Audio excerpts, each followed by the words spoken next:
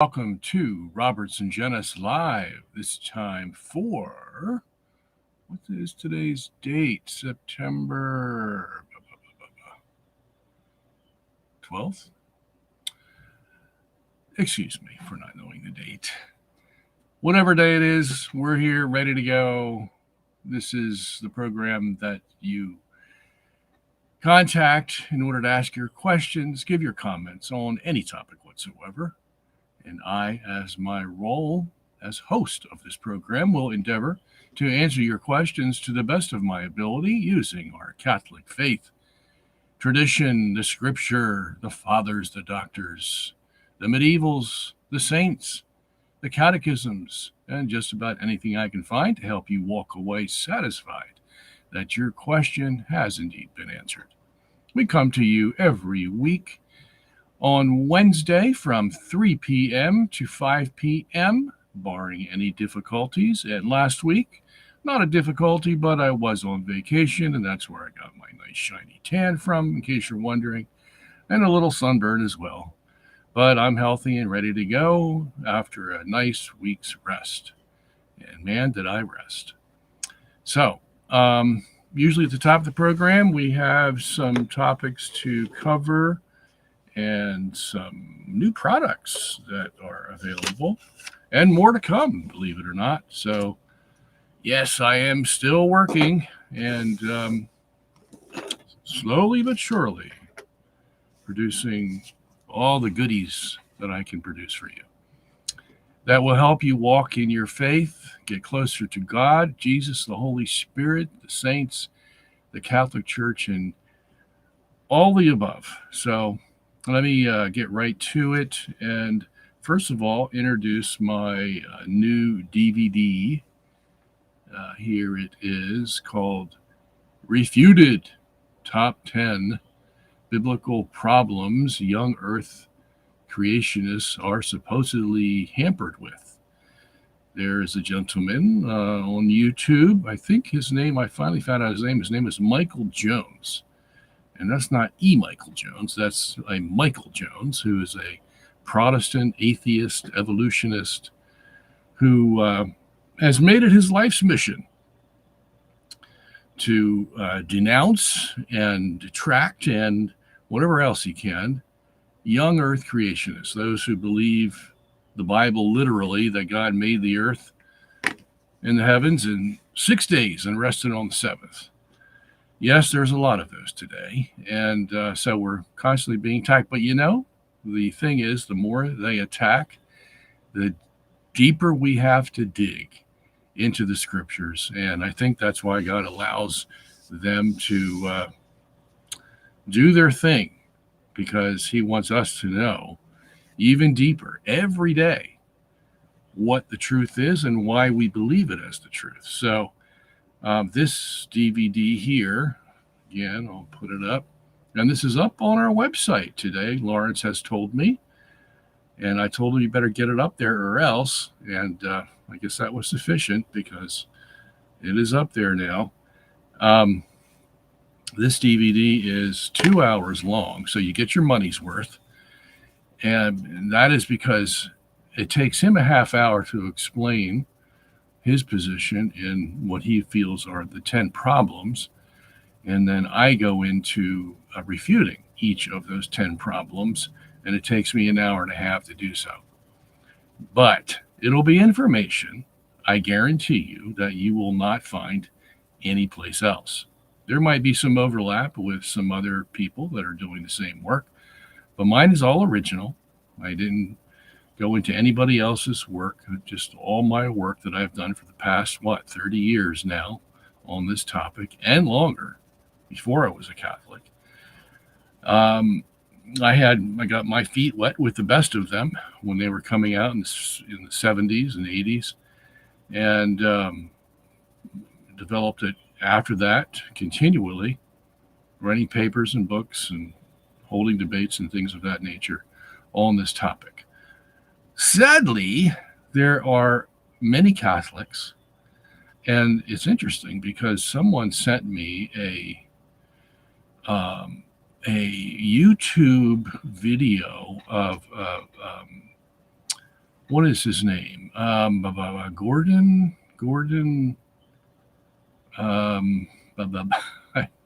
Gosh. There's two brothers.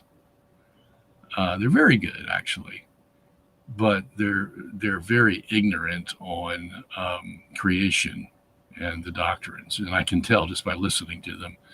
Or him. Gordon is his name, or is that his last name? Yeah, I'm sorry, I'm confused about that. Maybe somebody can write in here and tell me. So do we have the chat up yet? Somebody can tell me what his name is. It's Gordon is either his first or his last name. Tim Gordon. Thank you very much, Bjorn. Gosh. He's probably over there laughing at me now. Can't even remember my name. Yeah, well, that's true for you and a lot of other people there, Tim. So the older I get, the worse it gets. So bear with me. Anyway, Tim was talking about evolution and creation for just a brief time on his recent show on Sola Scriptura, and somebody sent me 4 minutes of that video. I looked at it and I heard what Tim had to say, and basically he said, hey, believing in evolution is the Catholic thing. Isn't it the Protestants that are all wrapped up in part of their evangelical outreach with creationism and all that stuff? That's about as far as he went on it. And I can tell from him saying that he hasn't dived into this like he's dived into other things that he's very good on. But Tim, if someone sends you my video, I implore you that you take a second look at creationism, because it's not an evangelical doctrine. It was first a Catholic doctrine. And your assessment of St. Augustine is way off the mark, as is the fathers of the church and the medievals. We had creationists fighting for this tooth and nail most recently in the late 1800s. We were leading the charge. Protestants weren't even on the map at that point in time in regards to creationism. If there were just a few of them. But then came the liberals in the Catholic Church, and creationism died a slow death, and it's been that way ever since, because I would say that this is a rough estimate, 90% of Catholics in the world today are liberals. That's why we're having so many problems. And these guys just hold their nose up at something like, you believe that God made the world in 6 days? After all the scientific evidence we have now about evolution? And they're all deluded about that so-called scientific evidence. They all look at the data and they come to it already believing in evolution, and they're going to walk away with it believing in evolution, no matter what the data says. Okay? But now you have a whole new crop of scholars, both Catholic and Protestant, who are re-looking at all this evidence and showing, no, this does not support evolution. If anything, it supports a quick making of the universe, because that's the only way it could work. They're coming to that realization. Slowly but surely they are coming, and I'll be there to prod them along, of course. But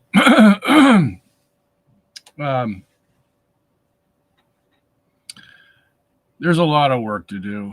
I mean, if a guy as smart as Tim Gordon can't see it yet, that means there's a lot of work to do. But I have faith in Tim. I really do.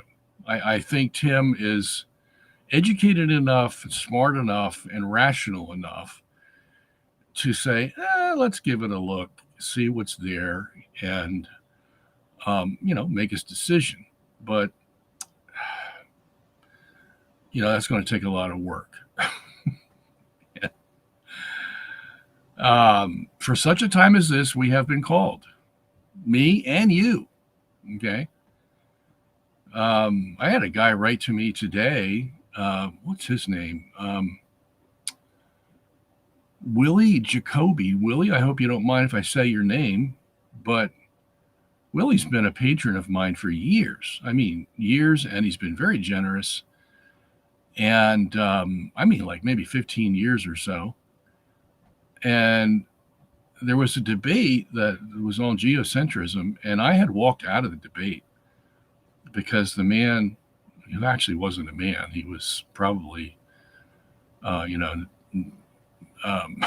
he was probably no older than 20 years, so I don't consider him a man yet. You're not a man until you've walked the roads of a man, and you haven't done that if you're 20 years old. But that's what he looks like. At any rate, he was so rude and continued to be rude, even after I warned him, that I said, you do this again, and I'm out of here. Sorry, goodbye. I am not going to sit there and be berated and, and he knew he was doing it, and he knew it was wrong. And even the Protestant guy who was the mediator, or the moderator, he even told me, he says, yeah, this guy was so rude. I told him he's never going to come on my debating show again unless he cleans up his act. So even he saw it. And at any rate, Willie Jacoby, my good patron, picked up where I left off in the debate and started answering all the questions that the Protestant guy was firing at me in a rude manner. And he answered all the questions, put them on the YouTube site. And I was reading Willie's answers, and I'm going, whoa, this guy has really learned his science. And I never would have known, because Willie has never really shared this with me, except he felt honored to defend me and take my place. And man, did he do a good job. So, I'm very impressed. And so thank you, Willie. I want to give you a thanks right here and right now for that work that you did. Okay, so what else do we have here? Somebody else wrote to me and said that I was rude to when I was talking a few weeks ago about Christine Niles and Mr. Chanowski, who is the one who is raising all kinds of doubts about whether the Sister Lucy that we have been given is the real Sister Lucy. And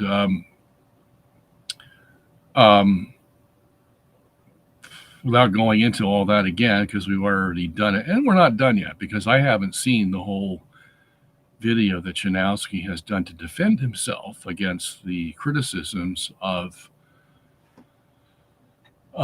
Christine Niles, who she's from, where's she from? Church Militant. And she did a hour, I think, program refuting the findings and the judgments of Peter Chanowski, who runs the Fatima Truth, I think it's called. And when I heard Christine Niles's when I watched her program, I was at least drawn back from accepting in total Peter Chanowski's judgments and conclusions. Not that I don't think it's possible that he is right. I need to do more work on this. And I wish I had the time. That's the problem. I just don't have the time to get in there But I do want to apologize if I was overstepping my bounds in criticizing Dr. Chanowski, because at one point I do remember calling him, what did I say? That he was smug. He was smug in his retort, because he did a retort to Christine Niles's criticism of him. And I have to admit, I did think he was rather smug. Okay. And one of my patrons wrote in to me and said, probably not the best thing you could do, keep your emotional judgments out of this. And he's probably right, and if I called him smug in his retort, I don't want to put myself in that position. He may or may not have been smug, let's put it that way, but that's not something I want to get into. I want to keep everything open and above board on an intellectual level, and I don't want to dress it up by trying to detract from his presentation by saying, well, it's just smug and because that poisons somebody's mind. Because if if somebody said I was smug, that would poison your mind, and you wouldn't listen objectively to what I had to say, because you're constantly looking for me to be smug, and I just might fall into that trap. Who knows? But so I want to apologize if indeed I had crossed the line, and I don't want to do that on this program, of course, because we're all Christians and we have to treat each other with respect, dignity, and we will do so henceforth. All right. So somebody else wrote in, and there's something funny I wanted to read to you. Let me do that now, as a matter of fact, because the other ones are pretty serious. So there was a question on the Quora forum. Quora is a big thing now. It's where you can ask experts questions of their particular field. And the one I'm most interested in is physics. And I go there probably, I don't know, once a week or sometimes more if I find an interesting question on the physics quorum, and see what these experts have to say. And I have a whole, and I saved them all. So I have a binder now that is probably 1,000 pages of questions.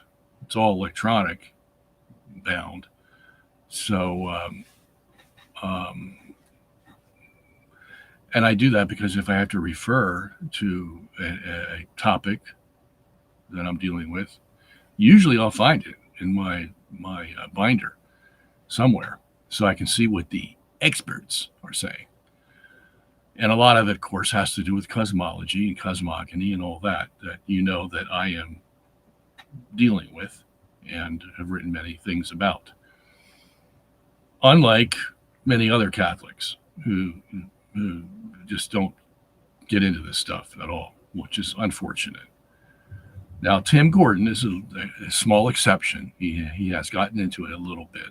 And Jimmy Akin, he gets into it a little bit. But Jimmy, I don't know about Jimmy.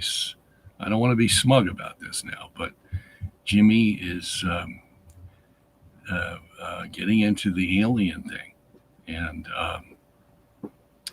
I just hate to see my Catholic brethren be deceived by this alien stuff.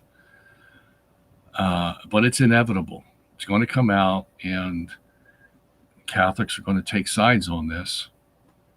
And it's especially difficult when we don't have any definitive answers And so when you take sides, then it becomes your opinion that forces you to choose one side or the other.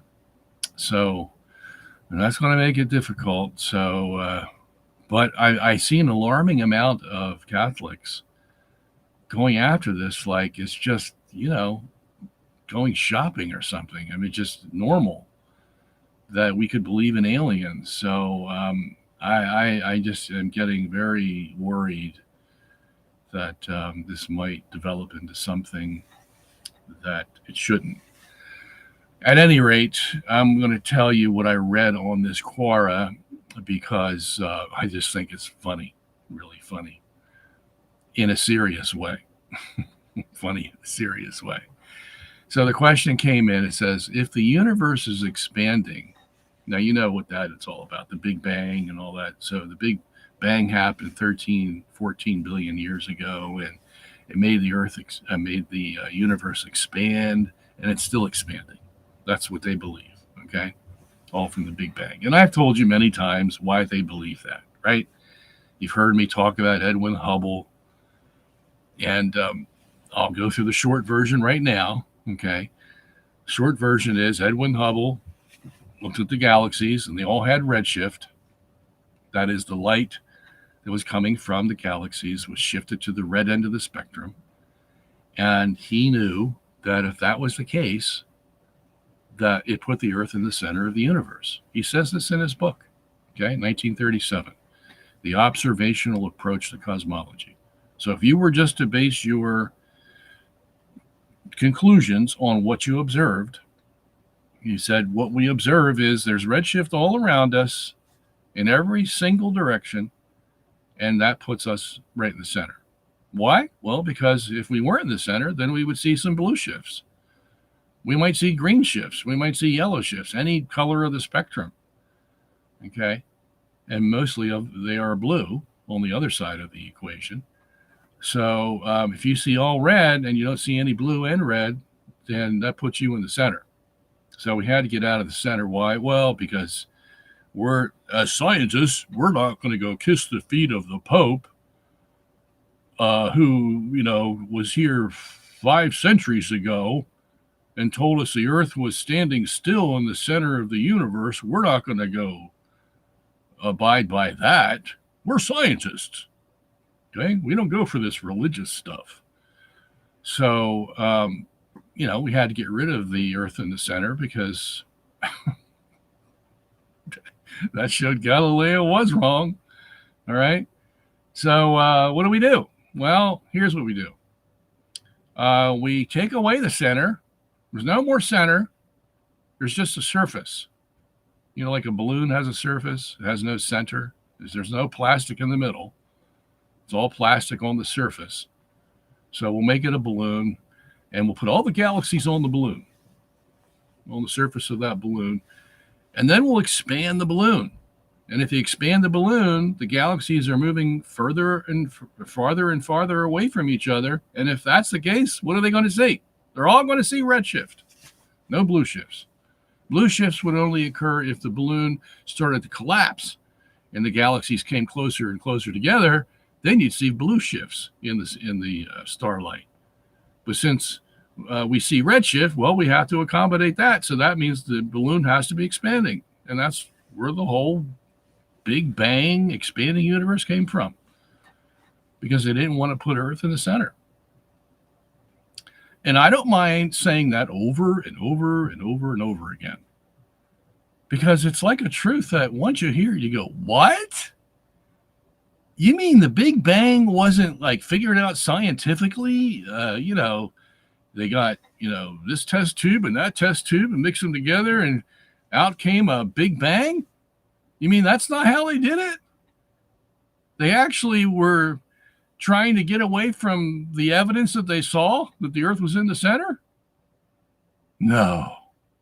Yeah, that's it. And you won't hear that on the CBS Evening News, will you? No, of course not. See? Well, that's where it all came from. All right, so that's what this question is all about. If the universe is expanding, then what does it expand into?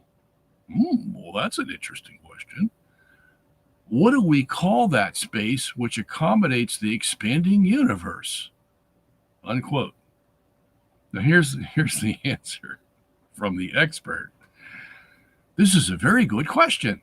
It is one that has puzzled physicists and astronomers for many years. The universe is expanding, but it is not expanding into anything. Huh?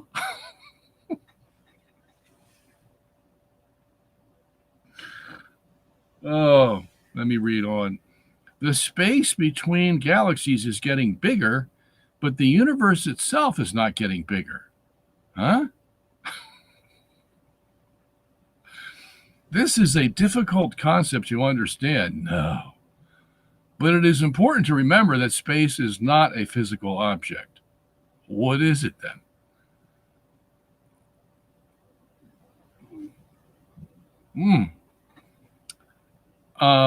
It is a mathematical concept that describes the distance between objects. Oh, I see. It's just all math. That's what he means. When we say that the universe is expanding, we are really saying that the distance between galaxies is getting bigger. This is happening because of dark energy, a mysterious force that is causing the universe to expand at an accelerating rate. There is no scientific consensus on what dark energy is or where it comes from. Some physicists believe that dark energy is a property of space itself. Others believe that it is a new kind of field that permeates the universe. You see how they just make up one thing after another and just spout it out as if it's scientific fact. There is no dark energy because they can't find it. It's supposed to make the universe do what they want it to do, and somebody just dreamed it up one day. Yeah, back in the 1980s, that's when it all started. They said, they found out in actually 1998 that the universe that they believed in was actually expanding a lot faster than they thought, okay? And that's because of theories and premises they already believed that sort of fill right into this whole thing. Nobody questions them.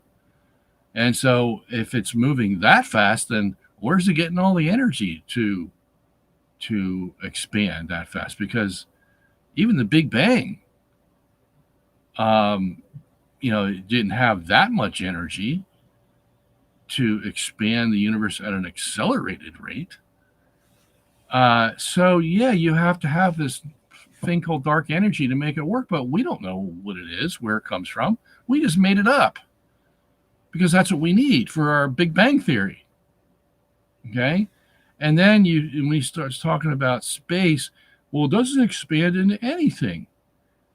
It just means that the space is getting bigger between galaxies, but the universe stays the same size. Huh? And remember, it's not a physical object. That's why it doesn't increase in size. And then he has the audacity to say, well, it's all mathematical, you see. See, this is the way our math works. It forces us to these conclusions because 2 plus 2 will always equal 4. Okay? But if you have 2 of the wrong things plus 2 other wrong things, what are you going to get? You're going to get 4 wrong things. That's the problem. See, the math doesn't care whether you got the theory right or not. Okay? All the math does is add 2 plus 2 and gets 4. Whether the 4 is a true 4, there are true 4 things out there, or it's a false 4, the math, doesn't care. I'm just doing my job. I'm adding 2 plus 2. I get 4. Okay? So, yeah, it's one thing you can say, well, the universe doesn't get bigger. It's just all mathematical. Yeah, see, the math will accommodate you because the math doesn't ask questions. Hey, is your 2 a true 2? When you add it to the other 2, it doesn't come up and ask you questions like, Are all your addends legit here? No, you can do anything you want with the math. Okay? And that's what they do. Anything that'll make their Big Bang Theory work, that's what they do. But here's the rub. If I had come on YouTube or whatever, and I started spouting off this kind of junk, and I was, in order to support geocentrism, I was saying, well, you need this yellow energy to keep the Earth in the center,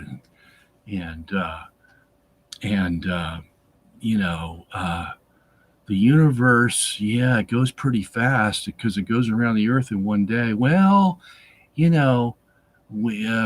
there's a special foam out there that allows the universe to go that fast without breaking apart and spreading out and all this stuff. You see, if I was to say that kind of stuff, make it up, just so I could support my theory, they would say, oh, there he goes again. There goes that Sungenis guy touting all this unproven garbage science, pseudoscience, and they wouldn't let me go. That's what they did with my movie, The Principle. Oh my gosh, how in the world can these guys say they don't know what they're talking about? So, but I don't come out and say this kind of stuff. And yet they still, won't accept it. Why? Because there is a total, absolute aversion to anything that's geocentric, even among Catholics. The ones that you would think would be open, because they claim to be the originators of science, all these Catholic scientists that were out there. And we pride ourselves on the fact that a lot of the saints were actually scientists and brought science along and helped it and all that. But ask a Catholic today to consider what the fathers and medievals had taught as doctrine and what the two popes had taught as doctrine against Galileo. Are you kidding? Okay. And yet I'm not making up crazy theories to make it work, to force it to work. Not at all. All right. And yet, but man, have an expert say that, oh, yeah, well, it's not expanding into anything. So it's not really getting bigger. Just the space between the galaxies is getting bigger. Well, doesn't that mean that someday the galaxies are going to reach the rim? Well, no, because the rim is moved. Don't ask me how it's moved, but it's moved. And it's not moving into anything. And the reason it's moving is because of all this dark energy that we invented that's making it move. Yeah. So, man, when I see stuff like this, I'm just going to say, I just scratch my head and chalk it up to life. Such is life. All right. Here's another question. I'm sorry I'm taking so much time on these today, but they are good. So bear with me.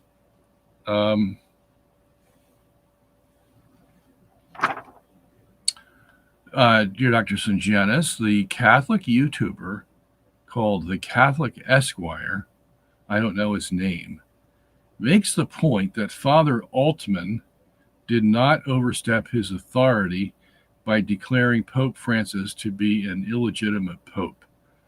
He just followed the rules of logic, and that Pope Francis excommunicated himself. Here is where he makes the point. He gives me the link to the video, and he says, I get his point, but still feel uneasy about it. And my patron's name is John T. I'm not going to give you his last name because I don't know if he wants me to. All right. So I went to look at the link, and in the first minute or two, they're basing their judgment on Amoris Laetitia, which is an encyclical that Pope Francis wrote a year or so ago, which among other things, allows divorced and remarried couples to receive communion. Not point blank. Okay? Actually, you can't find that exact statement in Amoris Laetitia, but it is implied in a footnote. Okay? That's enough for the Pope Francis haters to say that, oh, he just excommunicated himself. Okay. All right, look.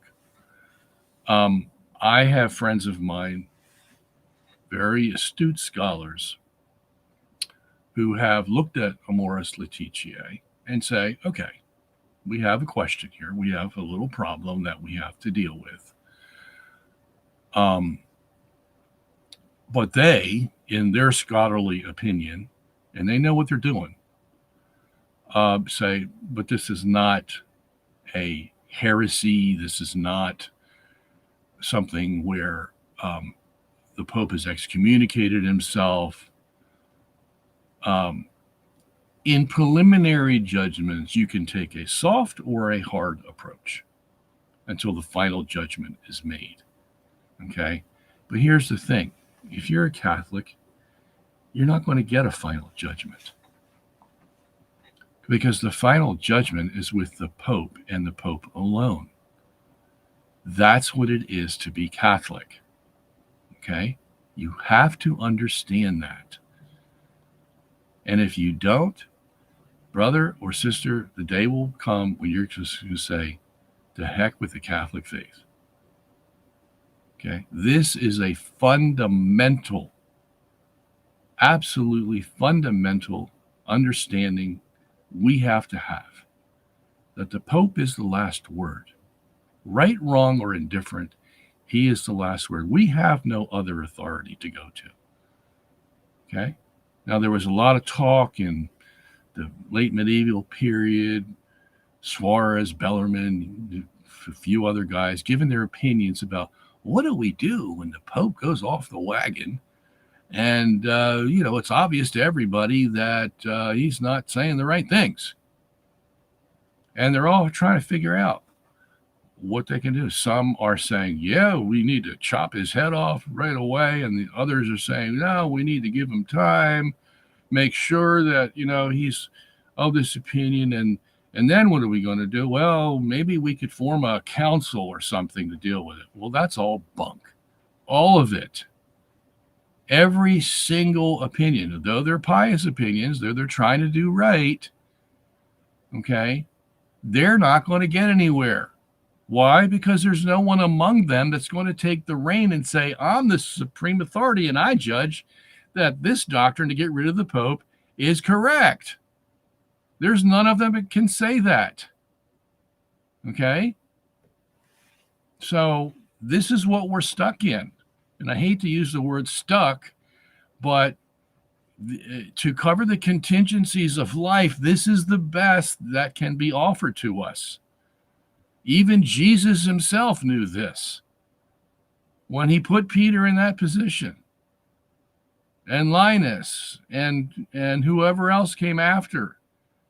These are all men with flaws, and some of them are worse than others. Okay? But this is the best system that we can have on this earth. And whenever God wants to intrude, he can do so. But most of the time, he doesn't. He doesn't take the Pope out of office. Most of the popes die a natural death. Okay? So even God sits back and lets things roll.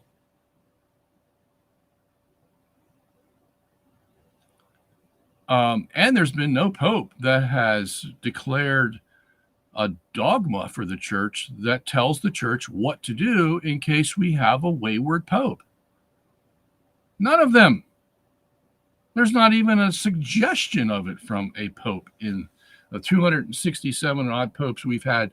There's not even a suggestion among them about what you do when you have a pope that's not gone down the right path. So all the speculation, and then we get these two guys here saying, oh, well, he already excommunicated. He's not the Pope. He already excommunicated himself. And you are the judge of the Pope? You are going to excommunicate a Pope when there has been no Pope that has laid down a set of procedures to follow to deal with a wayward Pope? You're going to step in and fill the gap for us? I don't think so. Okay. And this, as I said, is what makes the Catholic Church the Catholic Church. When you signed on the dotted line that said, I want to be a Catholic, this is what you were accepting. That the Pope was the supreme leader, and no one judges the Pope. Okay? He's still the Pope. Whether he makes one mistake a day or 50 mistakes a day, he's still the Pope. Now, I don't want to go to extremes here, okay? Because most of the time, the Pope's going to do the right thing. But if there's just one time he doesn't do the right thing, it's going to cause waves. It's going to cause problems. People are going to question, okay? And sometimes it gets right down to the core of what the Catholic Church is. Because when you start talking about you have the right, as this guy said about Father Altman has the right to say that the Pope is no longer the Pope. My goodness, talk about getting to the core. It doesn't go any further than that. Okay? So Father Altman can say all the good things that he wants.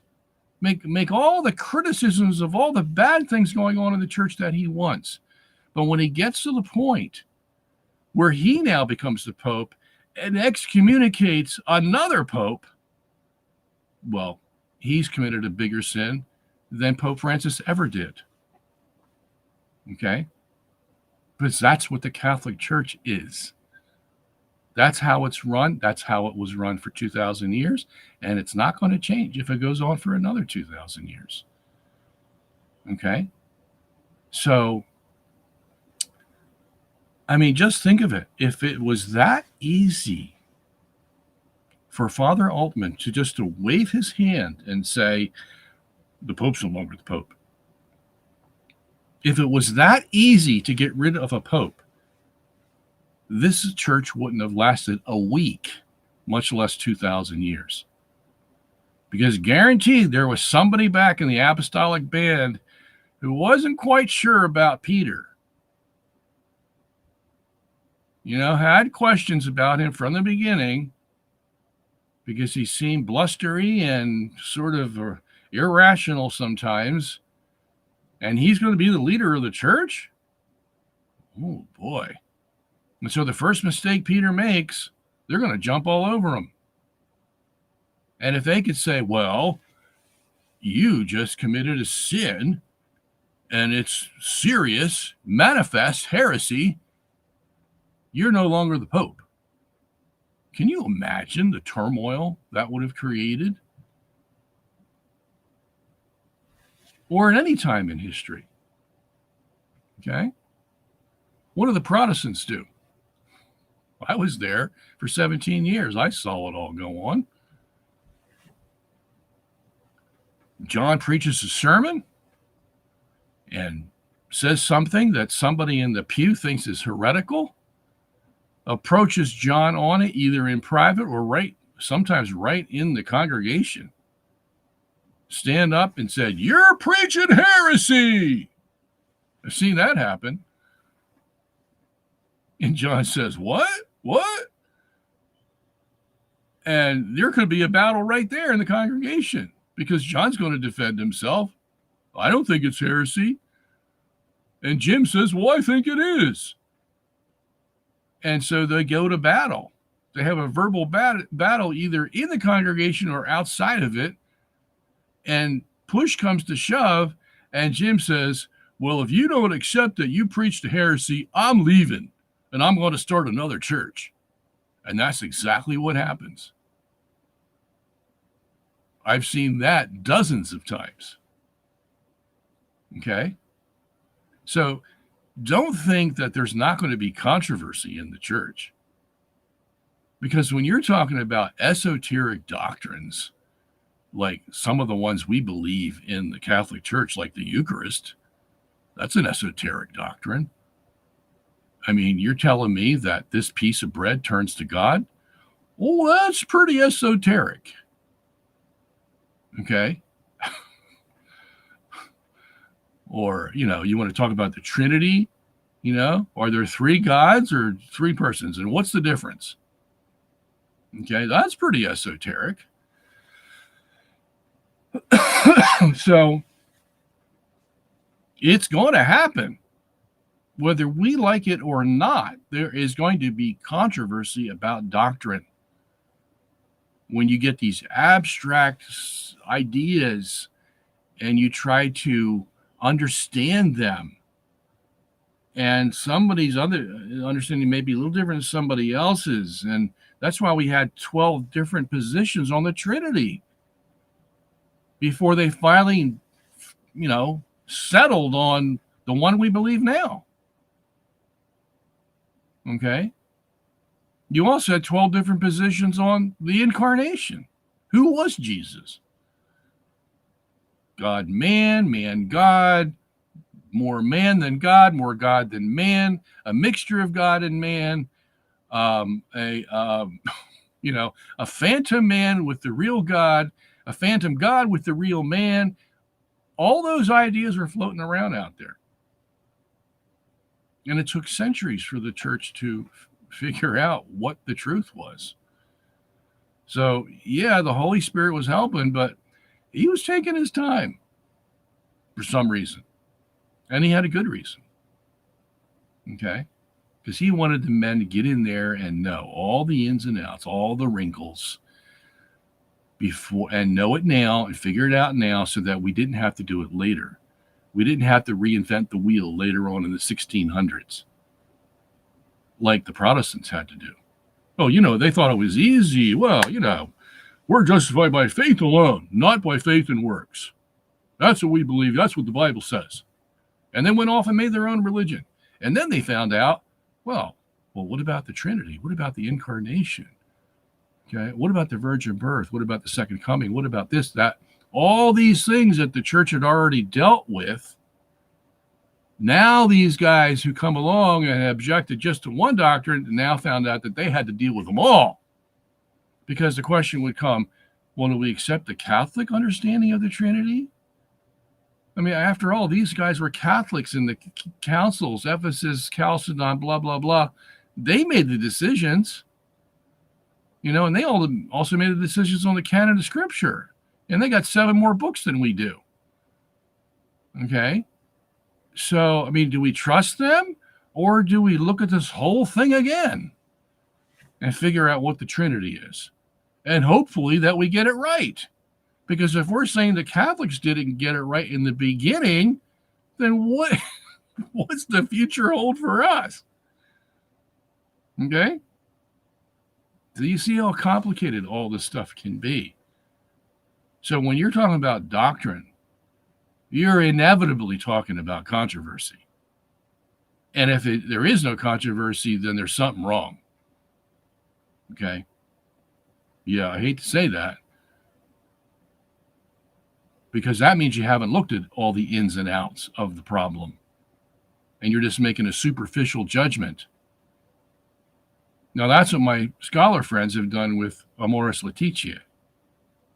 They've looked at it and looked at it and looked at it and came to the conclusion, okay, look, if it's taken on a case-by-case basis, there's some room here. Maybe not as an overarching allowance or license for the divorced and remarried to receive communion, but on a case-by-case basis, we'll judge it to see if there is any room in keeping with Catholic doctrine, and that's where they are right now. Okay. Which is a step in the right direction. I'm not saying it's going to solve the problem. I'm just saying that, look, there's controversy because there's always controversy with doctrine. Still, some of the doctrines we believe today, there's controversy over them. Justification by faith, there's still controversy over that. What does exactly that mean? Okay, so this is no reason to excommunicate the Pope or even attempt to.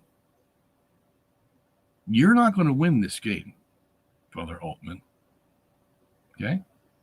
You're going to lose because the church is the church.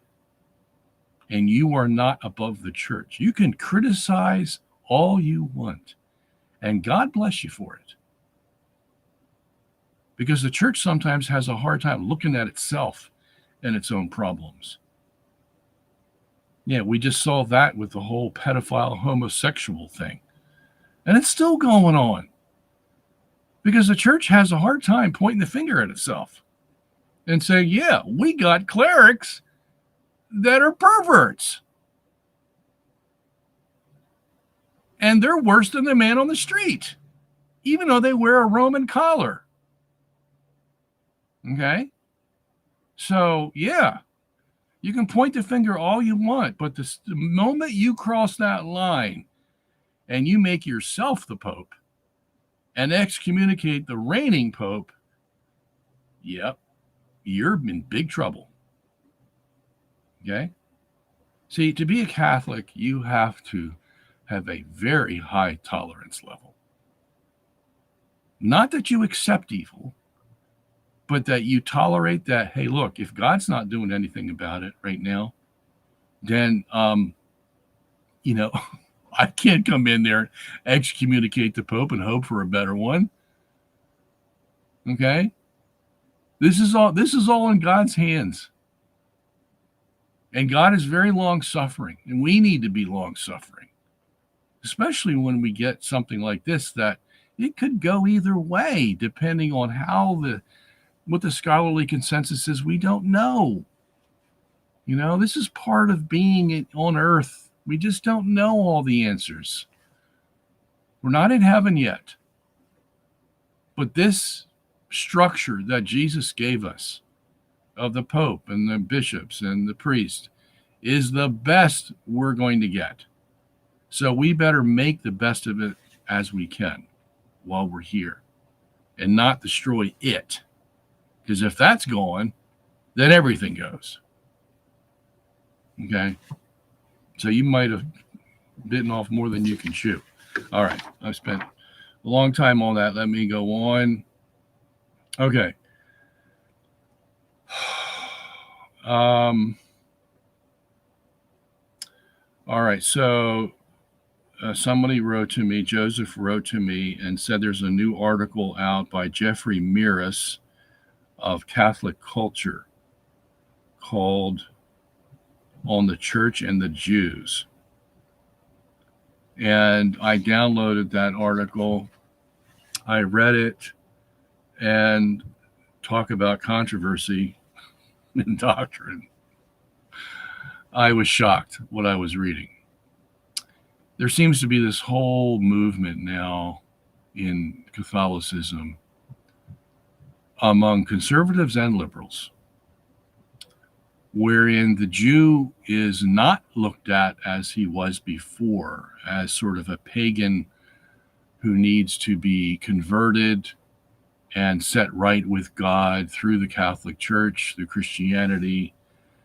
The Jew has attained a status among churchmen today that is unprecedented. And Jeffrey Mirus' article is one example of how that is being promoted today. Let me just say right up front, it is wrong. It has never been believed by the church before. And it is a heresy of the highest proportions that is becoming more and more prevalent. It's insidious in the church today.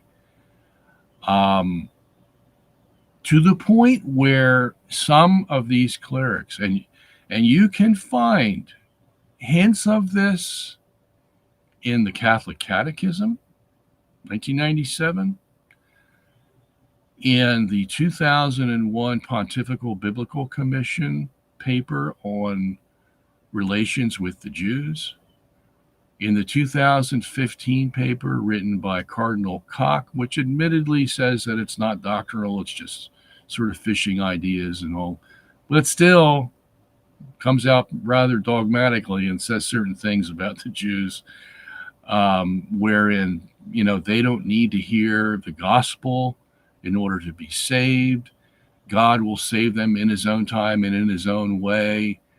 The Jews are immune from the judgment aspects of the gospel. They really can do without the gospel, because one of the major ideas, the reason they can be independent of the church, is that they have their own covenant with God called the Old Covenant. And you'll see this word used many times in the Catholic Catechism, never defined, never explained. It's a new term that they have foisted on the discussion. It's a new term in the sense that it has a new meaning, but it's not a new term in the sense that, as the phrase Old Covenant was used in prior Catholic history, everybody knew that it meant the Mosaic Law. Okay, so when you said Old Covenant, you said, oh, Covenant of Moses. You didn't make any other distinguishing thing. You just said, oh, that's the Covenant of Moses. That's the way it was traditionally used. But now it's used in a different way. Because here's the ploy. The Jews want their Mosaic Law, okay? And they want the Catholics to approve it. Because if they have Catholic sanction, then the Jews have the highest sanction they can have in the world for their religion. Okay? There's many Catholics who want the Jews to have the Mosaic Law. That is, the Mosaic Law was not revoked, it was not annulled when Christ died on the cross.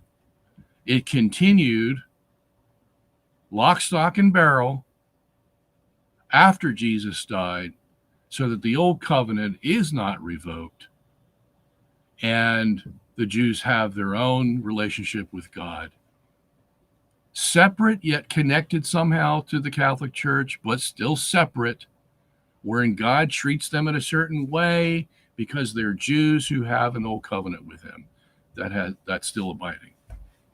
Okay? That's the idea that's going around today.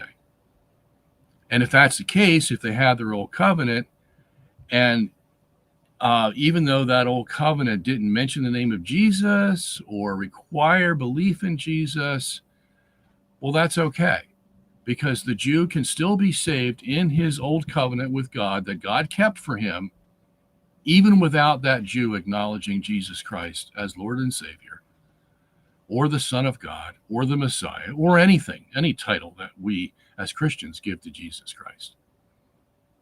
Okay? That's another part of this whole thing. And as I said, you can look in the Catechism, and the Catechism uses the phrase Old Covenant 33 times. And one of the most infamous ones is paragraph 121. This comes from the 1997 Catechism, in the Latin, in the French, and in the English. Okay? And in every other language that the Catechism has been translated into. I say French, Latin, and English because they were the first ones created. In paragraph 121, it says that the Old Testament is good and blah blah blah, and then it says at the end, for the Old Covenant has never been revoked. Well, what does that mean? Okay. Now, you may have your own concept of what Old Covenant is. We used to think it was the Mosaic Law. But if you put Mosaic law in place of Old Covenant in paragraph 121 of the Universal Catechism, it's going to say, for the Mosaic law has never been revoked. Well, wait a minute. Haven't we been teaching for 2,000 years that the Mosaic law has been revoked and replaced by the new covenant in Christ? Yeah, there's even a name to that doctrine called Supersessionism. Okay? Revoked, annulled, abrogated, whatever term you want to put on there, that's what happened to the Mosaic law. Why? Because it was non-salvific. It didn't offer salvation. The new covenant in Jesus Christ provides salvation. Why? Because it can forgive sins. The Mosaic law couldn't forgive sins. And even the priesthood of the Mosaic law wasn't useful except for temporary forgiveness for God or from God. But since it was temporary, that means it wasn't eternal. That means you'd still end up in hell. Okay? So even the priesthood wasn't good. So God had to make another priesthood in the Old Testament called the Melchizedekian priesthood from Melchizedek.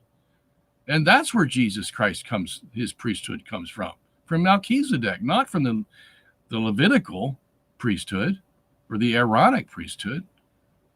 Okay? So we have a whole new priesthood. And that's an eternal priesthood because Jesus is eternal. So yeah, it's been replaced. Now, that doesn't mean it has no value. We still use the moral law today. And the moral law was the Decalogue. But see, the Decalogue wasn't the first to have the moral law. God's moral law is eternal. It comes from God himself. He gave it to Adam. He gave it to Enoch. He gave it to Cain and Abel. He gave it to Noah. They all had the moral law before the Jews ever had it in the Decalogue. So it's not dependent on the Decalogue, the Mosaic law, that we still use it today with modifications because we don't do the Sabbath thing. But the moral law is good in the sense that it leads to God, but it can't save anybody. Okay? So it had to be done away with, and a whole new system had to be put in place called the New Covenant that had the ability to forgive sins. That's what it's all about. Okay? So now the Jews have come of age, you see. See, before, back in the first century, they were conquered by the Romans in 70 AD, and then there was a remnant left, and they tried to defend Jerusalem against the Romans under Bar Kokhba in 136 AD, but they were defeated by the Romans eventually. And so the Jews basically, the two tribes that were left, Judah and Benjamin, had been dispersed off into Babylon. And they went there for 1,000 years. And that's how we get the Babylonian Talmud, because it was written in Babylon by the Jews. Okay, because that's where they had been shipped off to after the Romans conquered them in 136 AD. And then there were other Jews, from the 10 northern tribes that had been already dispersed into the north, all over the place, in 722 BC. And some of them came back at Pentecost. So you might have had 12 tribes represented at Pentecost. The fact is, they were all Jews at Pentecost, and 3,000 of them were saved in one day, on Pentecost Day. Okay? So the Jews went off to Babylon, and nobody ever heard from them again. There may have been one or two or three scattered here or there, like there always is, but the majority of them were in Babylon, and they stayed there until like 1000 AD.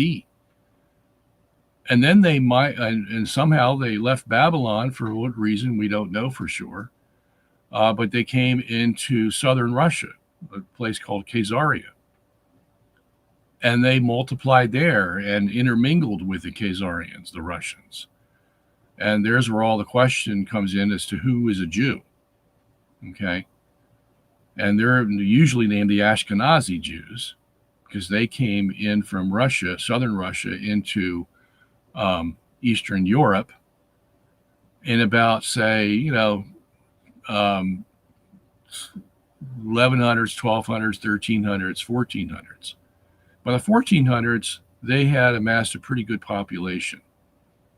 So much so that Pope Urban VIII and Pope Eugene IV had to lay down laws, edicts, decrees to say that you can only be saved in the Catholic Church, because there were Jews and heretics and other people who were saying, we don't need the Catholic Church. Some of your first Protestants were coming around 1200s, 1300s, 1400s, and claiming that they didn't need the Catholic Church. They were their own church. And then the Jews came. They were in Eastern Europe, and then they started to roam into Middle Europe and push their weight around. And to the point where they said to the Pope, we don't need the Catholic Church to be saved. And the Pope finally said, here's the truth, boys. You do. Nothing's changed. And it's going to be true today, tomorrow, and until the end of time. So don't try to come in here and say, we're going to make our own religion. That's why Pope Urban VIII. And the hierarchy, the magistrates were all getting itchy. They had a lot of power at that time in the second millennium, and they were given to throw it around and thinking they were gods, who could make up their own religious laws and not have to depend on the Catholic Church. And the Pope directed his decrees to them as well. Okay? And we call it no salvation outside the church was the name of the decree. Extra ecclesiam nulla salus. And so we let them know. But so the Jews were beginning to, feel their oats. And by the time of Herzl and some other Jewish leaders in the 1800s, they began to get pretty powerful. Okay. And by the 20th century, they were very powerful. They owned banks all over the world. They owned presses all over the world. They were a force to be reckoned with. And that is the way it is today, if you know anything about this subject. And I do. Okay. So they are a force to be reckoned with. And so when they come knocking at the Catholic Church door and say, hey, look, we're Jews and we've been around a long time, longer than you have. And we deserve certain things and we need to be respected in our religion, and you don't. As a matter of fact, you guys are anti-Semites. Your fathers of the church that you call your holy people, well, they were all anti-Semites. And so were your medieval theologians, constantly knocking us down, telling us our religion was nothing and that we needed to convert to Christianity in order to be saved. Blah, blah, blah, blah, blah. And they were right. Okay? We had been doing that for 2,000 years, basically. Saying your religion is worthless. It's been superseded. It has been replaced by the new covenant in Jesus Christ. And you either buckle up, brother, or you're done for. I mean, that was the message. But man, when you get as big as the Jews are today, and you have as much money and prestige and power as they do, time to start knocking on the Catholic Church door. Yep, it's time to start changing things. And not only do we have the power, but we can show that your greatest saints were anti-Semites and don't show any respect for anybody, especially Jews who share a Bible with you. My goodness. Same God you guys worship, we worshiped and still do. I mean, they're coming with a pretty good message. And they're coming from all sides. So you can imagine the pressure that is on the Catholic Church today from these Jews knocking on the door saying, hey, we want some respect. And so we've been having ecumenical dialogue with the Jews now for, 70 odd years, ever since Vatican II closed its doors and said the little that it said in Nostra Aetate and Dignitatis Humanae and a few others, where people looked at this and said, oh, is the church sort of, taking off its armor and putting on a suit and making itself presentable to the world, and that we may have made some mistakes back in the past, a little too rough here, too rough there, and we need to clean up our act a little bit. And besides, that whole Galileo controversy, where we thought we had the right answer, and Galileo and Newton and everybody told us we were wrong, and we considered it a matter of salvation because the Bible said the earth was standing still, and if you didn't believe the Bible, then you're a heretic. We took that pretty far, didn't we? Yeah. And we found out that we were wrong. The Galileo was right. No, I'm playing their part for them, as you can guess. Okay. But that's what they're thinking. They're thinking, we got it wrong. And I have a quote from Ratzinger himself. Said the reason Vatican II was called was to see if we could repair the damage that was caused by the Galileo affair. Why? Because the credibility of the Catholic Church was called into question. And science said the Church lost her credibility. Not because she made a decision, but because she said it was a matter of salvation. That if you didn't believe the earth was standing still, you were a heretic. You see. Oh boy, did we get our foot into some mud. That's what they were all thinking. But yet, as much as they wanted to talk about the Galileo affair at Vatican II, the Holy Spirit never let them. Because there's not one word about Galileo or the church's affair with Galileo, nothing at Vatican II. The only comment about science itself is in Gaudium et Spes that says science has freedom. And it doesn't really go into how much freedom or why or when. It just says, science has freedom. Well, of course, everything has freedom. Okay, so it's not really saying much. But that's the most the Holy Spirit will allow them to go.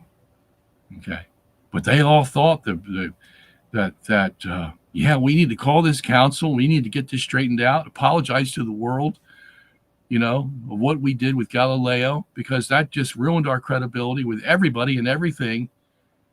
Okay, so then when we came out with Humanae Vitae, the people said, come on, man. Aren't you the people that told us that Galileo was wrong? And now you're telling us that we can't practice artificial birth control because you know the science? Boy, church got herself in some hot water. So, this is the climate that we're now dealing with when the Jews come knocking on the door and tell the church that, hey, We have our own covenant with God. And it wasn't revoked like you said it was. There's still Jews today. We're still living by the Mosaic covenant. Okay? So what's all this stuff about the old covenant is revoked? So now you got the Catholic ecumenists trying their best to fit a square peg in a round hole. How can you allow the Jews to have a respectful, legal religion like they had in the Old Testament and yet not require and be saved by it? Okay? Just like they were saved in the Old Testament. There's a whole list of people in Hebrews 11 that were saved in the Old Testament. Okay? Even in our New Testament. And yet, how can they be saved and yet still not be required to accept Jesus Christ as the Messiah, the Son of God, and the Savior of the world? How is that possible? Because that's what they're demanding. They don't just want the Mosaic law. They want it free from any strings attached to Christianity. Okay? And we're in the ecumenical age. Well, we're patting each other on the back and saying what good guys we are. And it's a difficult world, and we're just trying to make the best of things. So how do you deal with that? When you got this old religion knocking on your door saying, hey, we not only want to be a part of the community, we want to be leaders of the community. We have a mission from God. You say, just like you think you do, Christians. And you've been suppressing us for all this time, and now we're coming out of our shell. And you better make room for us, or we're going to make it hard on you. And they can. Okay? So that's the pressure they're under. And so, how do you fit a square peg in a round hole? Well, here's what you do. You wave your Christian wand over the problem, and you say, well, we can have both. The Jews can be an independent, covenantal society. They will take their gifts from God as they had in the Old Testament and still use them today. And their call has not been revoked. They will still be called just like they were in the Old Testament. And we Christians will live our Christian faith like we've always done. And how the two will mix together and be legally and canonically sound, well, we'll let God figure that out. And that's what Cardinal Koch says in his 215 paper. We don't know how to do this, but apparently this is what, everything's been leading to. These two independent organizations, instead of fighting each other, well, we're going to, be joyful together and head to the same omega point, head to the same conclusion, the same goal as separate entities, and yet connected just a little bit, but not connected enough where we're going to disturb each other's religion. And how that's going to happen, well, we'll just leave it to God. He'll figure it out. He'll fit the square peg in the round hole. Yeah, we're going to have contradictions because we're not going to be preaching the gospel to the Jews, you see, because they're immune from all those decrees because they have their own covenant with God, you see, because it was never revoked. And if they have their own covenant with God, well, God can do with them what he wants. Okay? And Christianity has no say about it. You can preach Jesus Christ all you want. But whether the Jews have to accept it or not, that's another story altogether. You see? You see the problem? Wow, that's a big problem. And they thought when they went into all this ecumenical activity, oh boy, this is the springtime of the church, I mean, it's going to be beautiful. We're going to be holding hands together and walking toward the second coming. You see? Let's just forget about the first coming for now. Okay? Because that's where all the turmoil begins, with the first coming. Let's just forget about that, and we'll both head toward the second coming. And we'll walk hand in hand, shoulder to shoulder. You see, that's the language that's used. So, wow. So the question is all this correct? Are we on the right track? Do the Jews have their own covenant still so that they cannot be required to come into the new covenant to be saved? Is it true that the Jews don't have to really believe in Jesus Christ? They can be as blind as they were before and still be saved because God's working with them through the old covenant? Wow. If that's wrong, we have run into the biggest heresy the church has ever seen. That's the reality. Okay, if they're wrong. Because this hits at the core of what it is to be a Christian. This hits the core of what the gospel is and why Jesus came. Okay? Mark my words. This is the biggest heresy that has hit the church in 2,000 years. Where it will go from here, I don't know. But when I see papers like written by Dr. Mirus and many other people today that I can name a list that's a mile long, I see things going in that direction. And nobody's putting on the brakes. Nobody.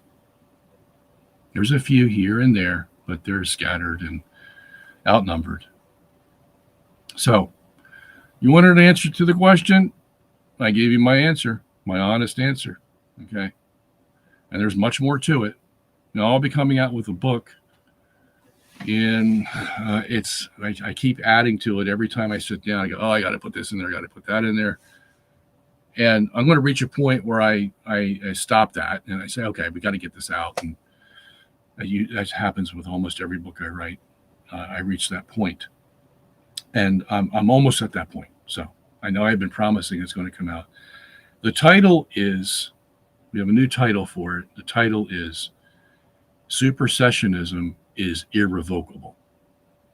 Supersessionism is irrevocable.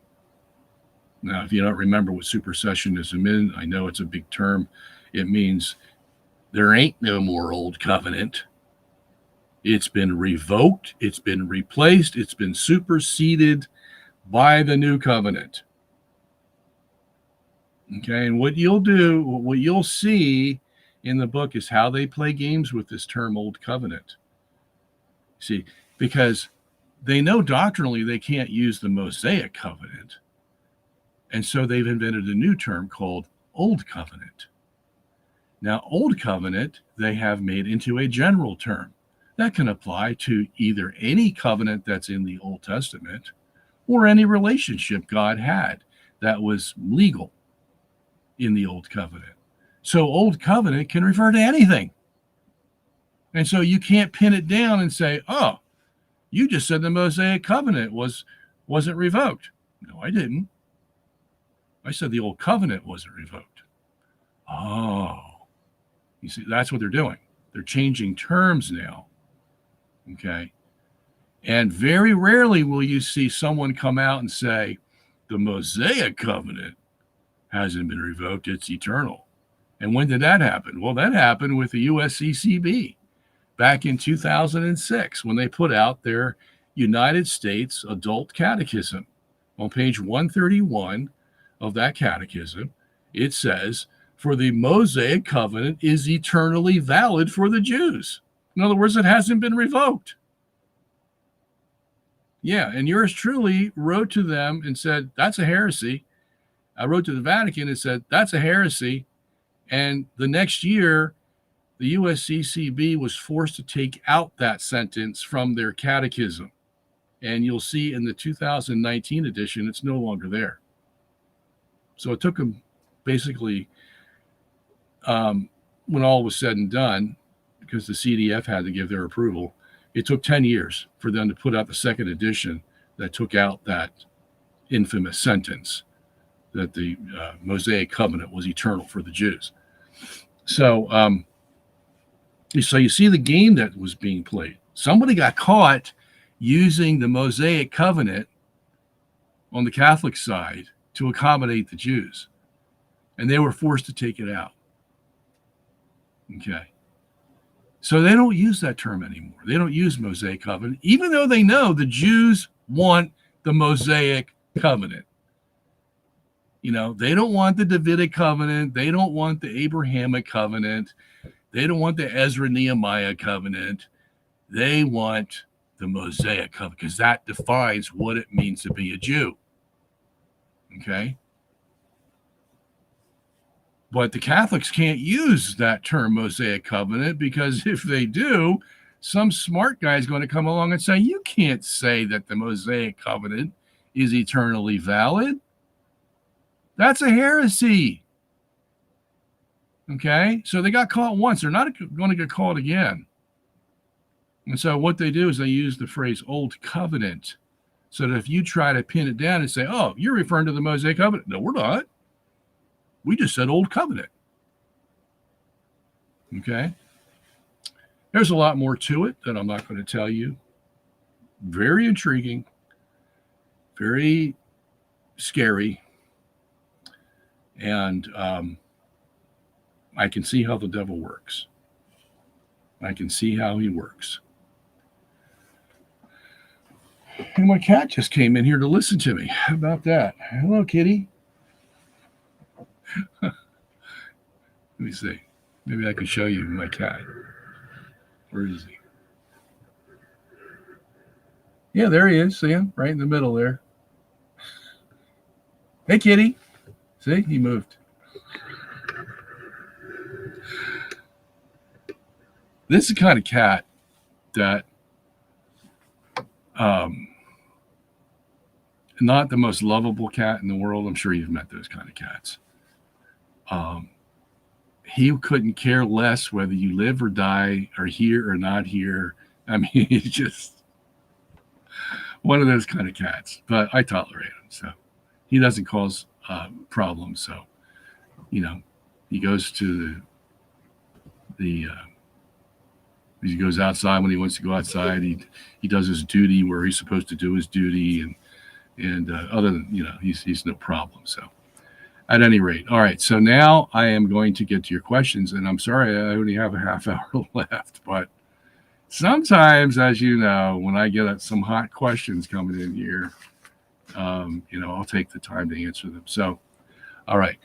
Question 1, is confirmation biblical or any sources from church fathers? 2, is a priest in persona Christi even when we see him outside the church? Okay. So the first one, let's deal with that. The church gets this teaching. As a matter of fact, I found another place in the New Testament where I strongly believe confirmation was being taught, and the church has never found it. When I was doing my commentary, and now that's been a couple years now, so I forget what verse it is. And, you know, this is so important. Let me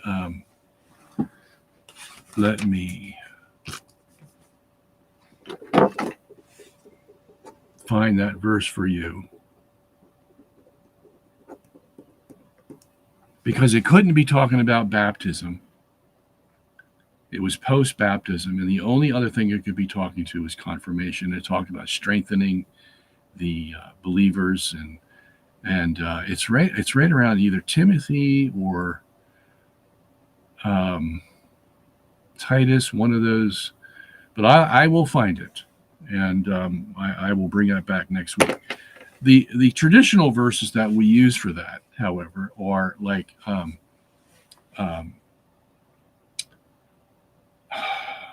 Acts chapter 8, Acts chapter 19, Acts chapter 11, 10 and 11, where you have instances where believers, they've already received baptism, and now they receive another motion of the Holy Spirit.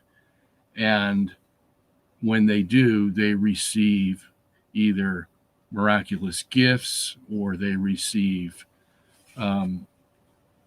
strengthening of faith, or they receive some other kind of obvious movement of God done by the Spirit of God. Okay, so there's 3 chapters in the book of Acts that speak about that.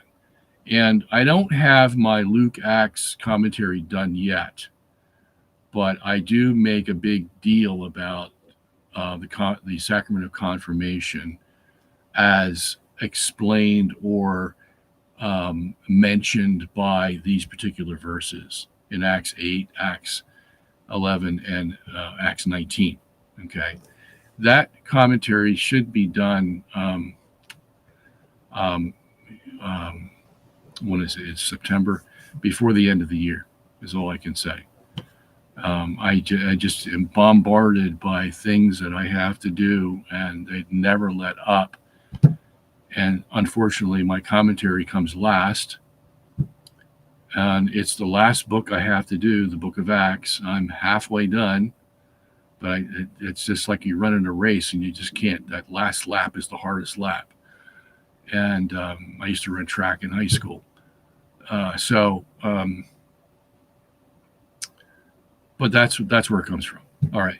Number 2, is a priest in persona Christi even when we see him outside the church? Well, there are not degrees to persona Christi. Usually when we talk about persona Christi, it's dealing with Christ taking the place of Christ. I'm sorry, the priest taking the place of Christ during the Mass, and particularly the consecration.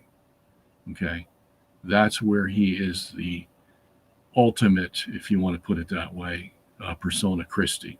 Okay, because he is doing an act that Jesus did at the Last Supper, basically. And you can't get any higher than that. Okay, so that's why we use that term. Now, it's only a term. Okay, it doesn't make the priest anything different than what he is. I mean, he's already consecrated to do the sacrament. He's already been ordained to do the sacrament.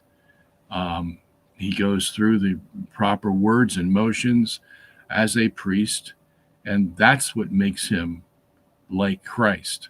Okay, but when we say persona Christi, we don't mean that Christ is actually coming into the priest. We don't mean that. Okay, we just mean that the priest is acting in Christ's stead. He's a representative of Christ. That's what we mean. Okay, because the whole Mass is tied to the Last Supper, basically. And in that sense, there is an intimate connection between the priest and Christ. So that's what. Now, outside the church, outside the church, the priest sometimes doesn't even wear his collar. So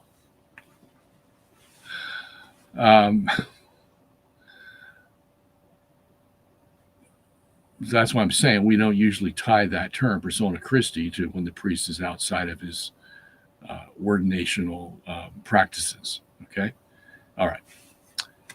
Which fathers or doctors wrote the best commentary on the Catholic epistles? I wish I knew. In order to answer that question, I would have to know every father that wrote on the epistles, on the pastoral epistles or John.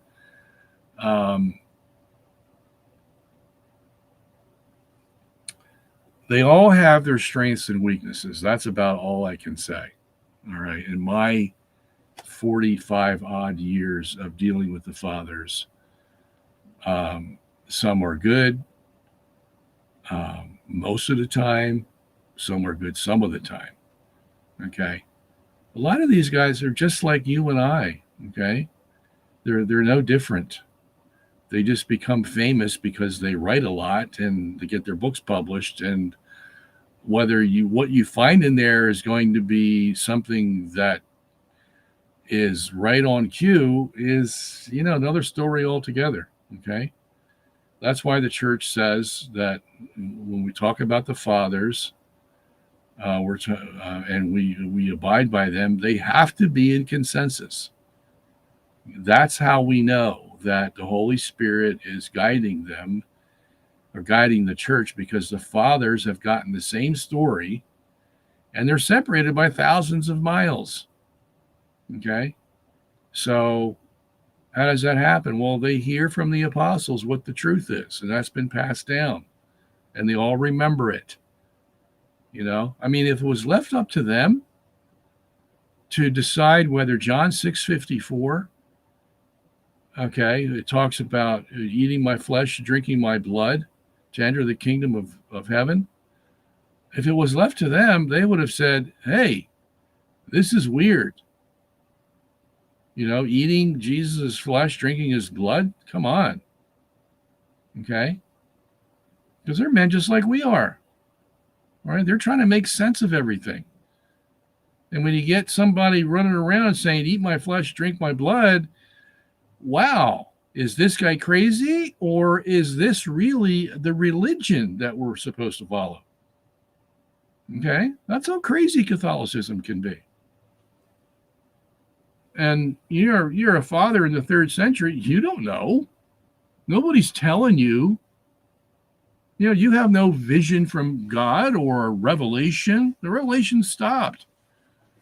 Okay. How are you going to know how to interpret that passage?